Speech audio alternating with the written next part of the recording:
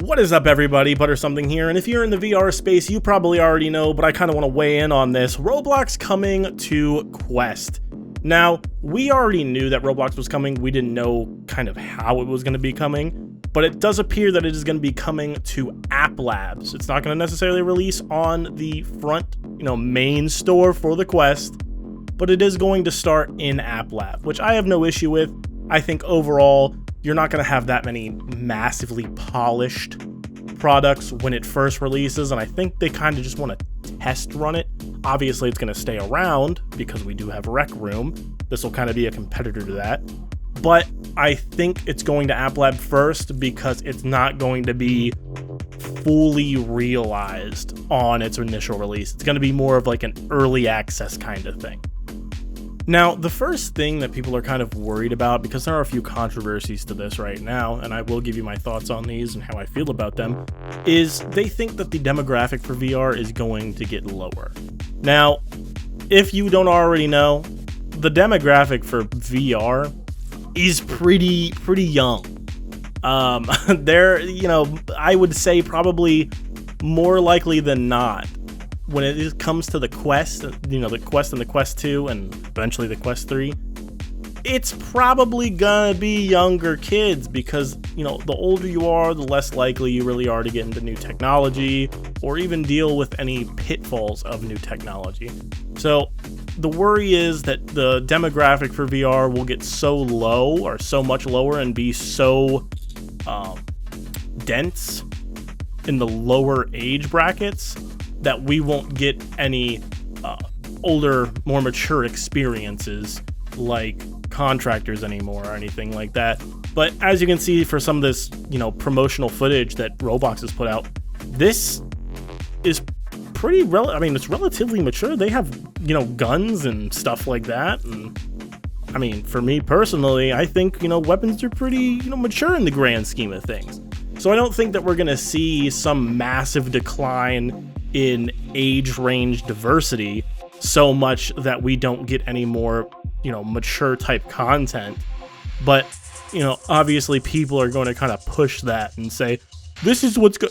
It didn't happen in gaming. We continued to get mature content even when most of the people that play games are teen to, 8 years old. So that's the first thing people are worried about with this whole Roblox thing. So one thing that I saw a lot of people mention, at least, the people that are really thinking outside the box here, is that we're probably going to get better games because of Roblox being on the Quest App Lab store. Because a lot of people make very well polished games for Roblox. However, since right now you can only play a lot of these experiences on PC, or the VR specifically, we're not seeing them as much.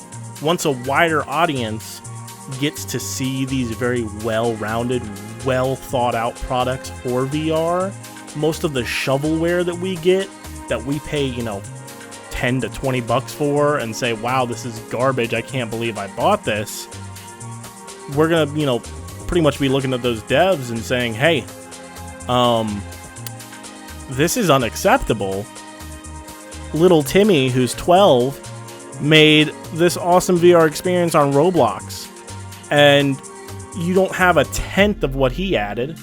So with that, I think a rising tide is going to raise all ships with this one. You're going to have great experiences on Roblox, and then VR devs are going to see that, and they're going to say, wow, we really need to step up our game to compete with this free app. But there are some controversies behind the way that we get these games on Roblox and how the creators themselves are, in a sense, exploited for the most part. So speaking of development, Roblox is pretty exploitative when it comes to development. If you're a premium user, meaning you pay to essentially be a premium user, they take 70% of everything you sell on their site, whether that be the game or experience that you're selling or any in-experience purchases that you have. They are taking 70%, which to me is a little much, and a lot of people voice their opinions on Twitter stating as such. It is definitely a little much. And for me personally, I think it's a little messed up, but from a business perspective, I think 70% probably covers Roblox and then some.